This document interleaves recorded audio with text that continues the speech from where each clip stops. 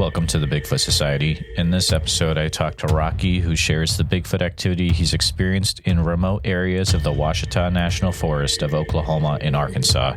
If you've experienced something similar to what Rocky has, or have more information regarding Bigfoot or other cryptids in the same area, please reach out immediately to me after this episode. Remember, your encounter could be the key to unlocking this mystery once and for all, so please don't hesitate to contact me at bigfootsociety@gmail.com. All right, Bigfoot Society, we've got the privilege of talking to a gentleman. His name's Rocky. He's a listener from Oklahoma, and he reached out to me wanting to share some really interesting things that have happened over the years. Rocky, how are you doing tonight? Oh, I'm doing pretty good. Looking forward to this for a while. Absolutely. I'll let you take the reins, my good sir. Okay. I started out, I really never thought a whole lot about Bigfoot. Grew up in the 80s with Harry and the Hendersons. That's about as far as my thought process of it really ever went. And then I was working nights and had a lot of downtime and would tend to get into these YouTube holes, suggested videos. And I was listening to one, and it was some sounds from southeast Oklahoma. And there's a small town that's growing quite a bit down there called Broken Bow. And I'd been down there for my son's birthday, and there's a nice little quote unquote Oklahoma mountain town. And this was down in McCurtain County, which is where this town is. And I thought, man, that's weird. I'd never thought about Bigfoot being in Oklahoma, never thought about Bigfoot being real. So I started listening to these videos, and I enjoy camping, being outside. I've grown up outside and never really crossed my mind. And I'm listening to this audio, and I had to put my headphones in. And the description was it was a girl that had lived out there in the woods and heard this thing screaming off her back patio. And I'd probably listened to this thing 10 times. And of course, the algorithms, once you get into something, it keeps playing. So I got into a few months of listening to podcasts and shows and hearing things. And my curiosity starts going, because traditionally you think of people that believe in Bigfoot as being nut jobs. And I'm listening to these stories, and they're judges, they're cops, they're firefighters, there's military guys. And these are people that are held in fairly high esteem in our society. A cop can put you in jail for the rest of your life if he says that you did something. And now you have a police officer that's saying that they've seen these things. It's something that was in the back of my mind. And a group of us went to the Ozark National Forest out in Arkansas, and we're camping out there. And the first night we get there, and we're settling down, we're starting to cook some burgers. And I'm sitting there and I'm talking to my friend Buck, and I hear in the distance this scream that is just like the one on this YouTube video that I watched. And I'm listening to this thing, and one, just the amount of force that it would take to make this noise for this long perked my ears up. And I looked at him, and he's looking at me, and we were the only two that heard it. And so and that was all that really happened on that trip. But after the fact, I went to Google Earth, and I look up the area, and from where we were, it was a downslope about 1.5 miles, 2 miles, and there's this canyon. And so in my head, I'm piecing together what I heard and how this was echoing through, and I'm trying to dissect what I heard and what it could possibly be.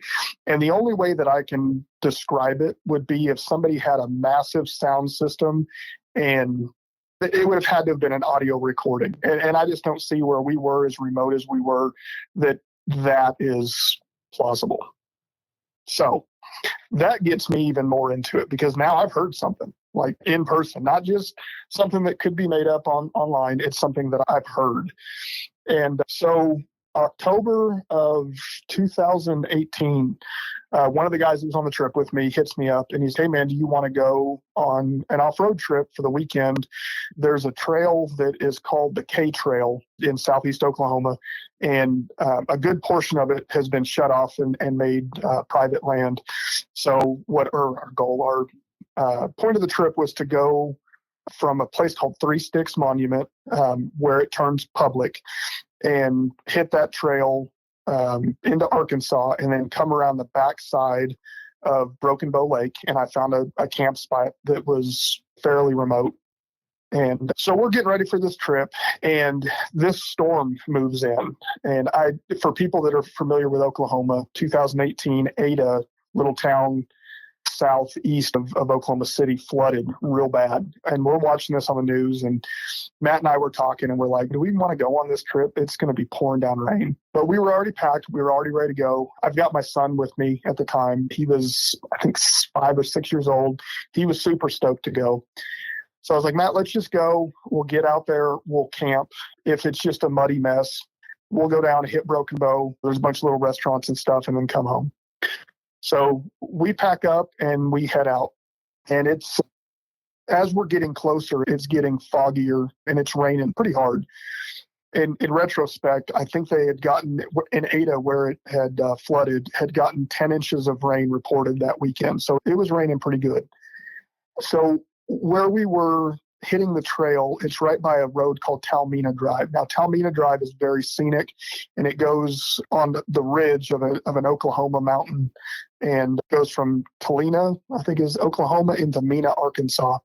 So it's right off of this road is where the K Trail intersects.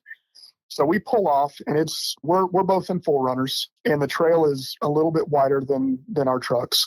It's foggy, it's raining, and so I really don't know the layout of it at the time. But we go maybe 2-3 miles on this trail, and keep in mind, Broken Bow is about a 45-minute drive south. There's a couple real small rural towns that are 5-6 miles north of us. But where we are, and if you Google map this, there's nothing around. So we go a few miles, and it's pretty foggy, and there's a little clearing. So Matt pulls his 4Runner in, and I pull up to his driver's side. So the back of our trucks are towards the trail. Looking forward, all I can see at this point is a little bit of trees. I have no idea what the topography of this place is. So I've got a rooftop tent on my 4Runner. So it folds over on itself. So I open my tent up. My son gets up in there. It's raining. We didn't even bother doing anything. We just wanted to go to sleep and look for the next day. Again, the truck is off the front and a little bit front and off to the passenger side of my truck. He crawls in his passenger seat. He's sleeping in his 4Runner. I jump up in my tent. The ladder to my tent is between my truck and his. And to paint a picture, my feet are by the ladder. My head is on the other side of my truck. So me and my son crawl up there, and we crash out. It's raining. I sleep great like that, but I wake up and I can feel something wet on my neck, and I'm exhausted. I'm like, what is this? And my tent has a sunroof, and where the zipper is for that sunroof, it was raining so hard it was seeping through the rainfly and puddling up on my tent and then dripping through this zipper. So it wakes me up, and I'm like, man, come on. So I reach up and I push my tent, and all this water comes off of it, and I start to go back to sleep. And right about the time I go to sleep, I feel something wet on my neck again. So I push up, get all this water off, and I'm just about asleep. And I hear something that will never leave my mind. I hear something that sounds fairly large and is quick, and to me is on 2 legs. And it runs from behind my truck, down the side of my truck, and out towards the front of my truck. So this catches my attention. Obviously, I've got my son with me. We're out in the middle of nowhere. I haven't grown up here. I grew up in Southern California. When I moved here, I've always been told that part of the state, be very cautious when you get off of main trails, because there are some questionable people. So I've always had that in the back of my mind. And now I'm in the middle of the woods, middle of the night. It's pouring down rain. Nobody in their right mind is out. And I just hear somebody run past my tent. So I'm trying to wake up and get my wits about me. And I'm like, did I really just hear this? And about that time, I hear it come back. And I hear this dum, dum, by my truck, the way it came. So now I'm like, I know I heard this. So I roll over on my back, and being the background that I have, prior military, I do not leave to go on stuff like this, especially with my son, without being armed. So I'm laying on my back, looking towards the ladder of my tent, waiting for somebody to come up. I've got a 45 sitting on my chest, and I've got a small tactical shotgun laying beside me. In my mind, I'm thinking about one of the stories that I've heard. A guy by the name of Randy Harrington, who's a Bigfoot guy, lives up in Kansas, and he and I talk quite a bit now. He shared some pretty cool stuff with me, but he's got a story where he had that. He had one that was running back and forth by his tent. So that's, I'm triggering it on that. I'm trying to pay attention. This thing made 6 passes back and forth by my truck. And my adrenaline's going. My kid's passed out. I'm sitting there thinking, I'm in a tent on top of a truck in the middle of nowhere. What is my course of action? Where are we going with this? And what's weird to me, and I'm sure it was just an adrenaline dump, because I'm sitting there and I'm trying to calm my breath. My mindset is, if half of what I've heard about these things is real, I don't want him, her, it, whatever, hearing my heart rate going. So I'm trying to calm myself down and process through my mind escape routes, what my whole situation is going to be. And I don't understand it. I've been in other situations with high adrenaline before, but to this day, I do not know how I fell back asleep the way that I did. Like, I went from wired, wide awake, listening for every single sound that I could. In retrospect, I wish I would have grabbed my phone and hit my recorder and had it all recorded. But I ended up waking up in the morning, and I'm looking around, and my buddy notices me. He's, "What are you doing?" And I was like, "Man, were you screwing with me last night?" He's, "What are you talking about?" I was like, "Quit messing around. Were you playing games last night?" Because he knows how I am, and he messes with me every now and again. Everybody does. But he's, "I don't know what you're talking about." And I was like, "You weren't out running around last night?" And he goes, "Dude," he goes, "I got up." He goes, "You saw me when I got in my truck. I was wearing nothing but my underwear." He goes, "I got up to pee, and I was soaked. Like, it was pouring. I'm not going to go mess with you." He's, "What are you talking about?" So I tell him what's going on. And so we go over to that side of the truck, and we're looking for anything. Branches are broke off, footprints in the mud. It's a real rocky area. And looking back at it now, like I said, we're right on the ridge of a hill, mountain, whatever you call it. And right after the trail, it drops off, and it's just all wilderness. It's bushes and brambles and trees. And then there's a little clearing, and it drops off the other side. So we talked about it, looked around, couldn't find anything, thought it was weird. It was still raining, but we're like, you know what, let's just go. Let's do this. So we pack up, and we're driving, and I'm paying attention to what's around. And we drove literally all day, and I think we saw one other person on the trail coming towards us. Never saw another house that I can recall until we crossed over into the Arkansas side, it's a long ways away. So it's not like somebody saw some headlights and came out to see what was going on. So we get to the next spot and saw some really weird shrines, hoodies and pants that had like stuffing in them. And this isn't on somebody's land. Like, this is middle of nowhere, off in the woods, nailed to the trees. We saw this real weird shrine that had a bunch of kids' toys, and it gives you a real creepy feeling. But we get to the next stop that we stayed at, and it's a beautiful spot. It's on the east side of the lake. It's all hunting ground over there in National Forest. There's no houses, no nothing. And we found this little spot, had a clearing. You can tell people had camped there before. And it was raining, but not really that bad. And I was getting ready to start setting my tent up. And I still don't know, because my kid, he's 12 now, and he still will not sleep in my tent after that night. He'll sleep in the back of my truck.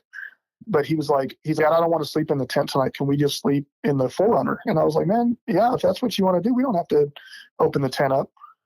We hang out, cook, have a little bit of a fire. We're like, let's go ahead and call it a night.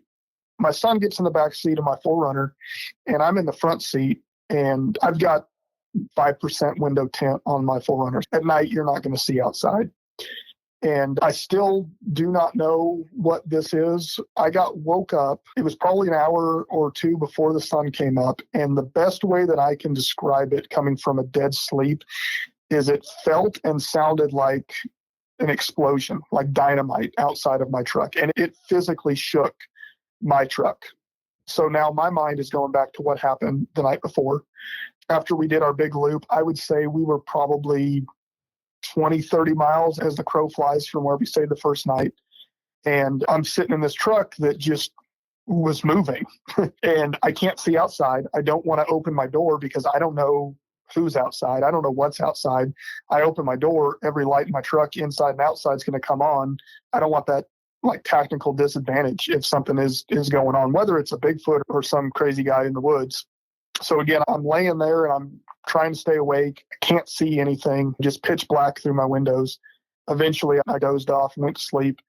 And in the morning we got up and I asked Matt again, I was like, hey man, did you feel that? He goes, yeah. He goes, what was that? I was like, I have no idea. Like it shook my whole truck.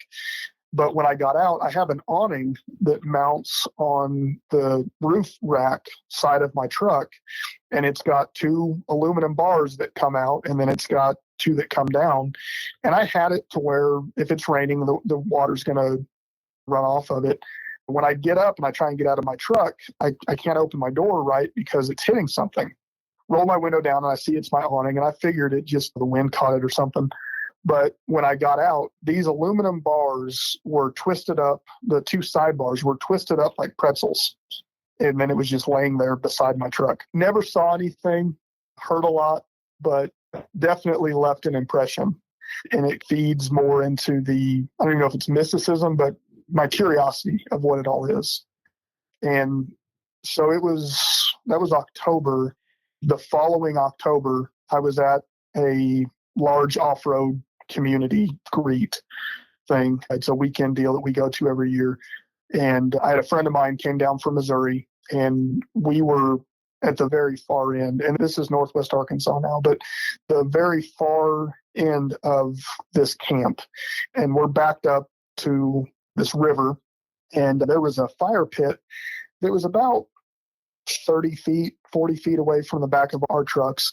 And the last night that we're there, it was her daughter's birthday. She had her daughter and I had my son with me, and we're having a bonfire. It's just the 2 of us the 4 of us. The kids end up going to sleep. We're made some s'mores and they go to sleep. And so I've got some extra s'more stuff and we're sitting there and talking, and we're both interested in strange things, aliens, ghosts, Bigfoot. So we're telling stories back and forth of things that have happened to us. And I was telling her about what had happened in Oklahoma. And so just past where we're parked, there's a river. The other side of the river is nothing, like hundreds of acres, miles of just wilderness. There's nothing over there. And we're sitting there and we're talking, and I can hear something across the river in the woods. And so we're talking, and I've got a pretty strong flashlight, and I click it on across the woods. And as soon as I put my light over there, it stops.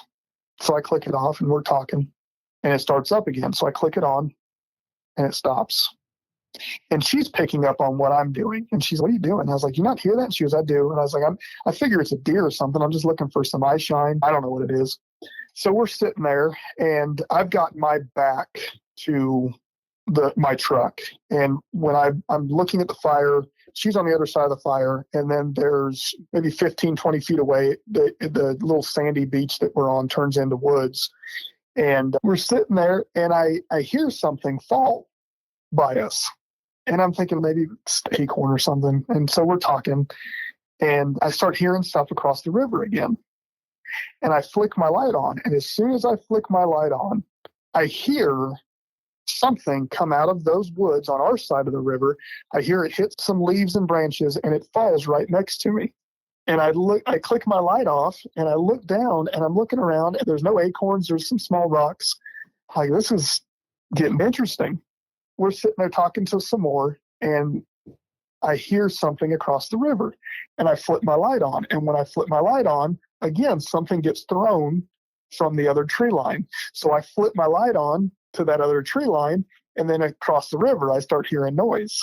Now my friend picks up on what I'm doing because she's hearing it all.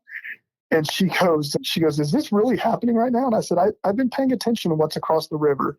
And I've started noticing when I flip my light on over there, it gets quiet.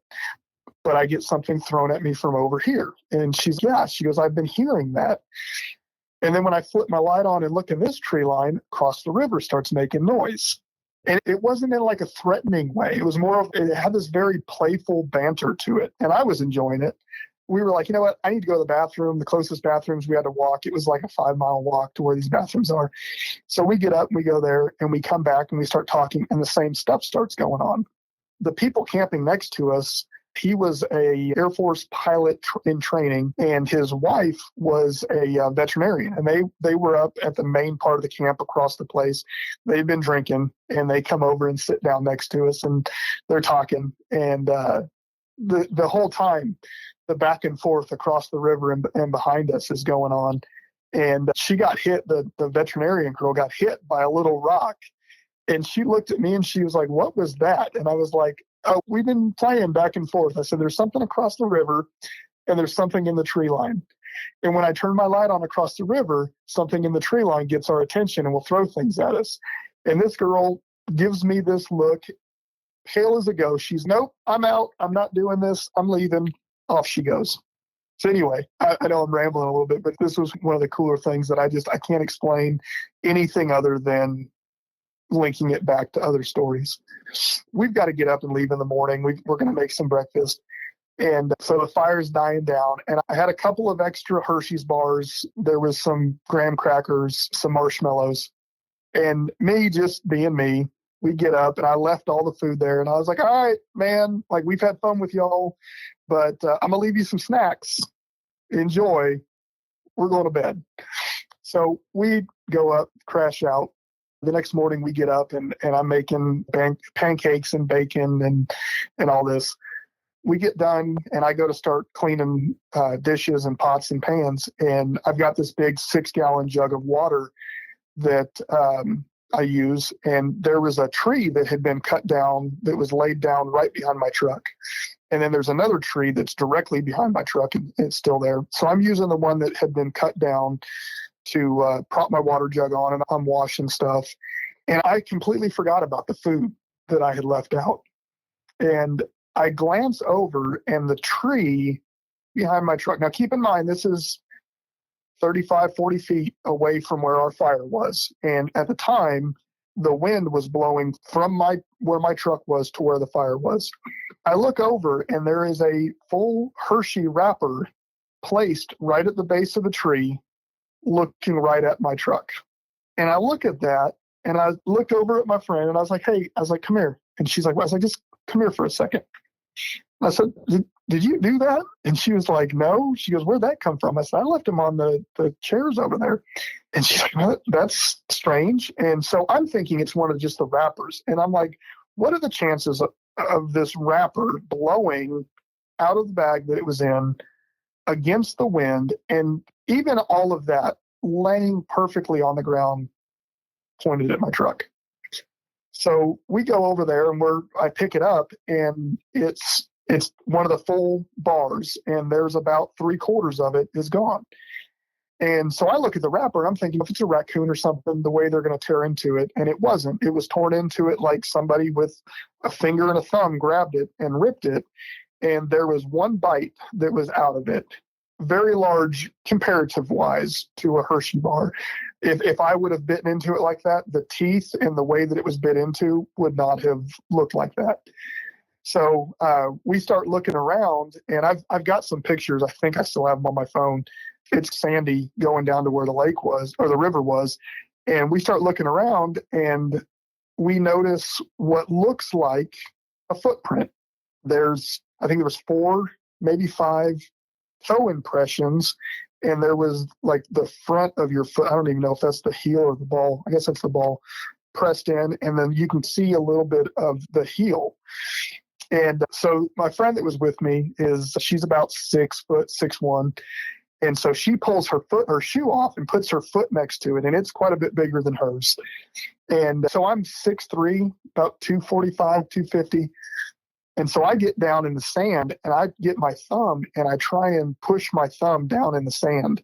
And I'm pushing as hard as I can. And I couldn't even leave any bit of a divot in there. We took some pictures of it, cleaned up our stuff, and went home. But that was definitely a fun night. And like I said, it was very playful. But then the next day, to have that left the way that it was. And we were in the fam campsite, so everybody was asleep on our side and we went to bed. Like there wasn't anybody up. We were one of the first ones up in the morning. So like the likelihood of somebody coming and placing that and doing that is just very slim. I mean, I guess it's there, but in my mind, it didn't happen like that.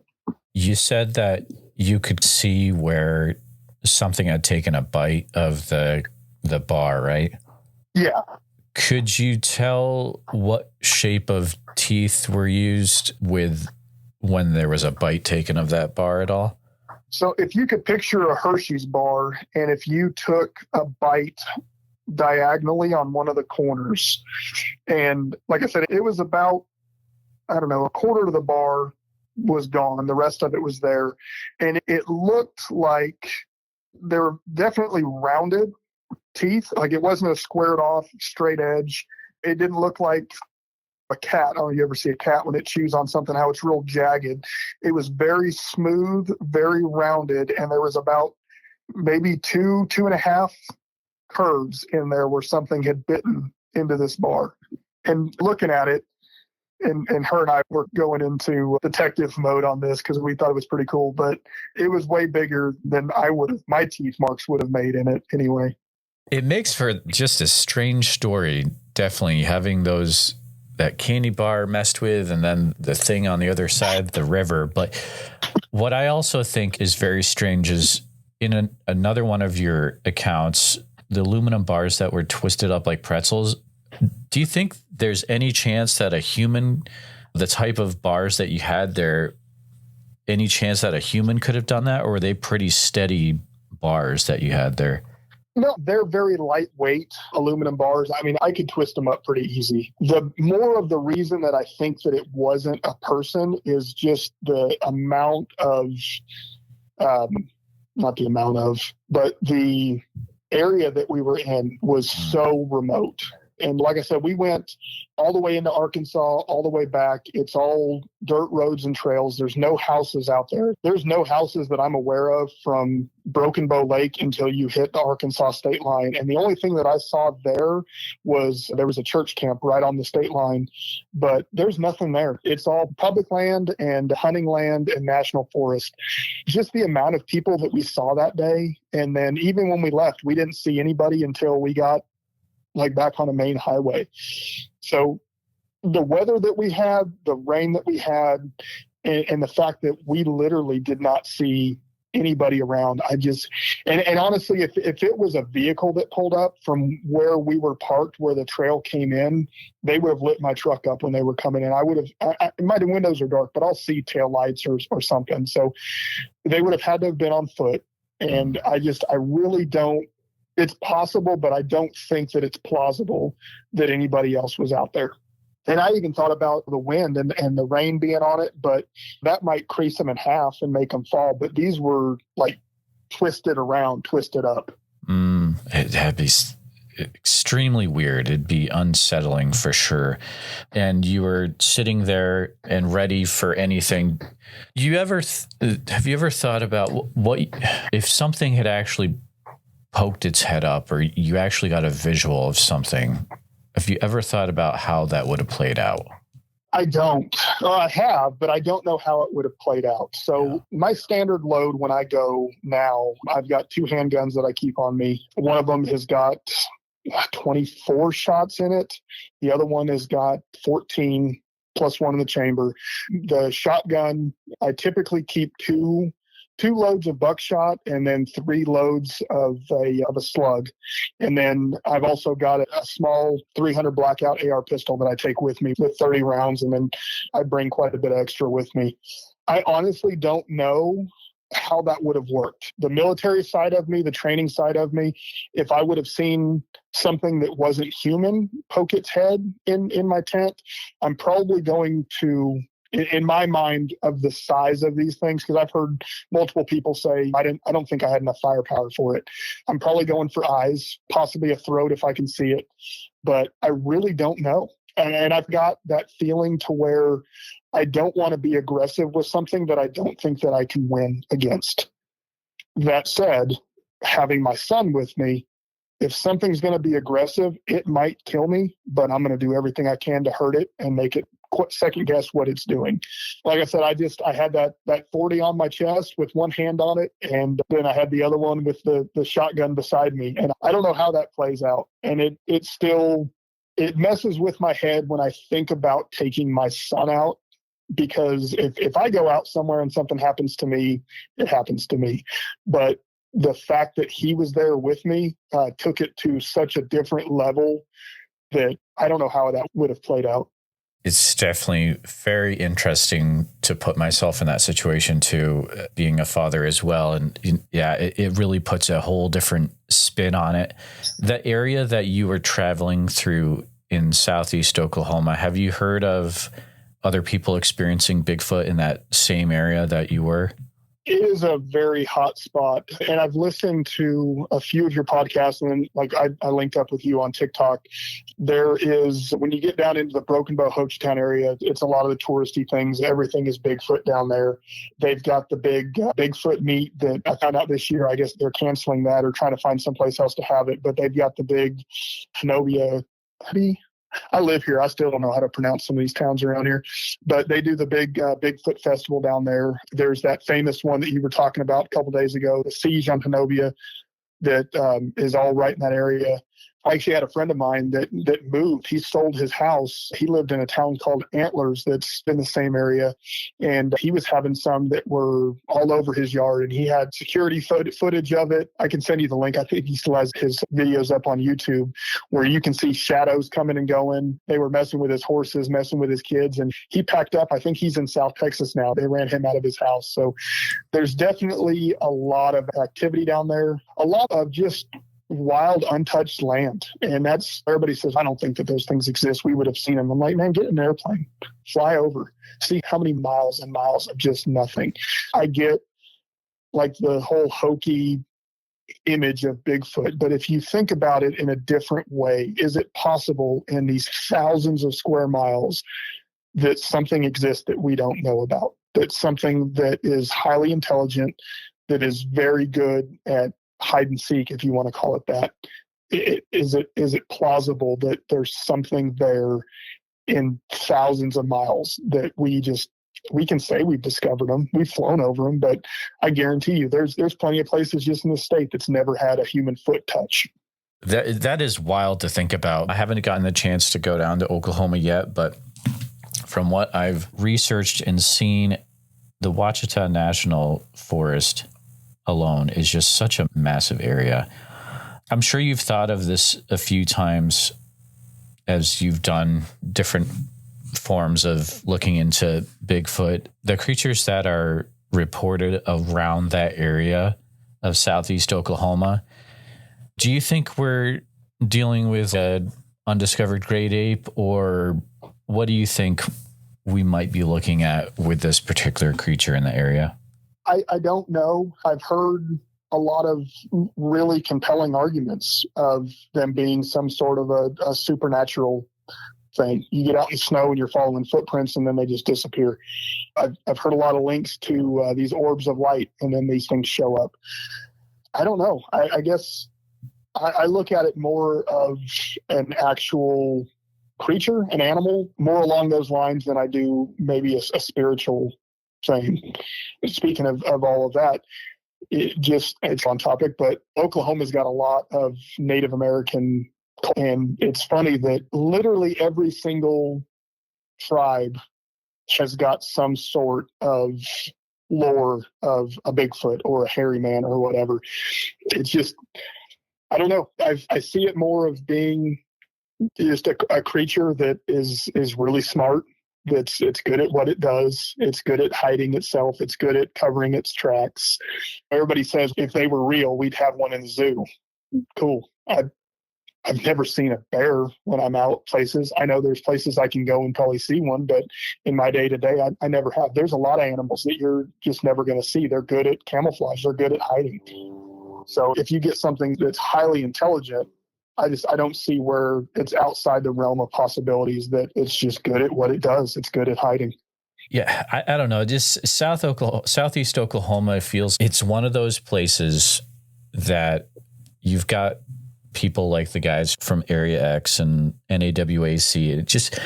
It feels if we actually get to the point eventually, years down the road, where we get a type specimen or we get a solid this generation's video or photo that's not blurry, it feels like it's going to happen in that area. But I don't know. We will have to wait and see. You mentioned that some maybe supernatural aspects or non-flesh and blood. Have you heard accounts in that area where there's been things like orbs or things that might not be attributed to flesh and blood creatures? Yeah. You hear stuff about the orb thing. That buddy of mine that had the place in Antlers has got a very weird video that I don't understand at all. But right before he moved, and this video is one of the reasons that he moved, he had a above ground swimming pool. And from the camera angle from his house, he's looking out his backyard, and there's the swimming pool, and his horses are in a pasture back there, and he's got lights that are on motion sensors and everything. But he's got this video where if you look at the pool, and it's just on one side of the pool, because I'm thinking about it from scientifically different weather anomalies or high pressure, low pressure around where the water is, and it's warm and it's humid, but the horses start acting weird.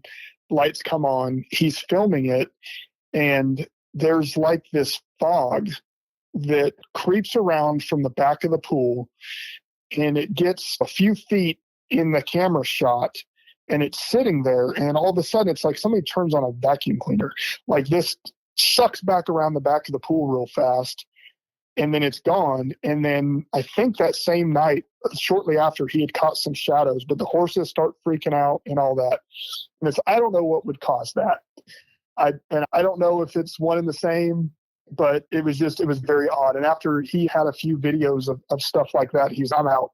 Like, I can deal with animals, I can deal with something like that, but I don't have any idea what causes that.